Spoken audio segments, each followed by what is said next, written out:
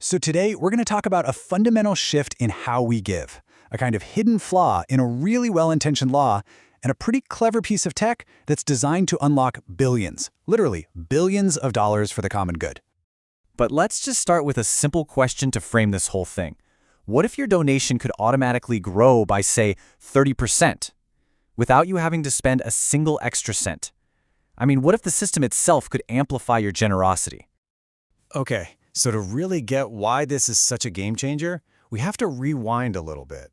We need to look at a huge problem, a market failure, really, that's been hiding in plain sight for decades.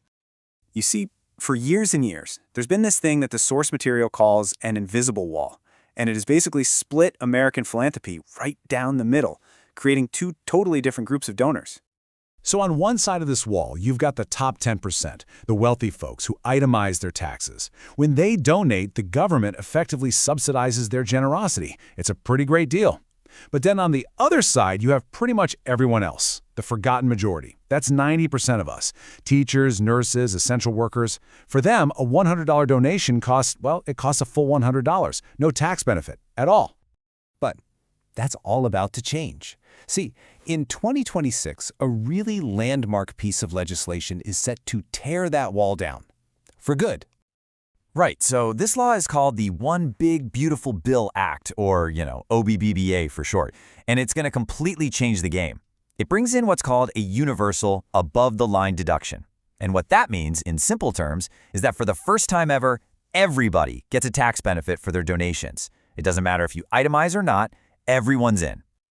So this is huge, right? The law does two incredible things. First, it finally rewards that 90% majority for being generous.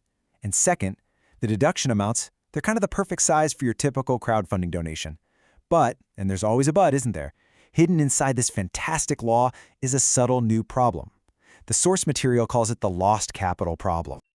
Yeah, so the law creates this massive opportunity, right? But the way it's designed, there's a critical flaw. And it's not a legal thing or a tax thing. It's rooted in a simple quirk of how our brains work. It's all about human psychology. It comes down to this thing from behavioral economics called mental accounting. Basically, we put our money into different mental buckets. And here's the kicker. When we get a tax refund, we don't really see it as our own money coming back to us. We treat it like a surprise bonus, like found money.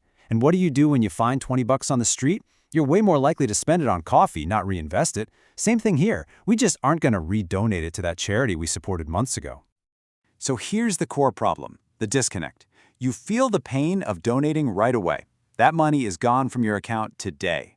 But the reward, the tax benefit, that doesn't show up for months, totally disconnected from your act of kindness. And it's that gap, that psychological gap, that causes billions in potential donations to just get lost, spent on other stuff every single year. So, okay, how do you solve this puzzle? How do you bridge that gap between giving today and getting a reward months from now? Well, a new concept called MatchingGov thinks it has the answer. And it's a really elegant, tech-based solution. And the whole philosophy behind it is simple, but it's really powerful.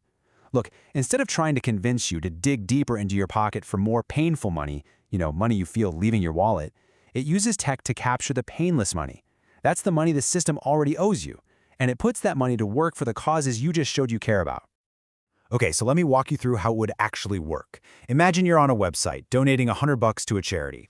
As you're at the checkout page, a little widget in the background quietly calculates your estimated tax benefit. Let's say it's 30 bucks. Then, boom, a single little checkbox pops up. And all it asks is, hey, want to automatically redonate that future $30 refund back to this charity? One click. That's it. Simple. There's actually a name for this. Behavioral economists call it a Ulysses Pact. It's basically you making a deal with your present self to control your future self. Think about it. You're making this commitment right now, at the exact moment when you feel most generous. And that locks in your good intentions, helping you overcome all the friction and distractions that would normally lead you to just spend that refund when it shows up months later. And the impact of this one little nudge, well, it's actually profound. It creates two really powerful effects that the source material gives these great names, the echo and the snowball. So, for someone who makes a one-time donation, maybe for disaster relief, it creates an echo. It's a second wave of funding that shows up months later, long after the crisis has faded from the news. And that's often when the charity needs it the most. Now, for people who give monthly, it's even more amazing. It creates a snowball. The refund from this year's donations gets reinvested, boosting next year's total donation, which then creates an even bigger refund, and it just grows and compounds year after year. And get this, the math behind that snowball it's just stunning. For a recurring donor, this simple little checkbox can increase their total support by more than 40% in just 5 years. And the best part? They never spend a single extra cent out of their own pocket. It really is like the compounding interest of kindness. And look, this isn't just some pie-in-the-sky idea. It's based on models that are already proven to work around the world. The UK, for example, has this thing called gift aid that adds 25% to donations. This is all part of a bigger global vision for what the source calls collective fiscal intelligence, which is just a fancy way of saying, let's use smart, automated systems to make sure that no dollar that's meant for a good cause ever gets lost just because of inefficiency.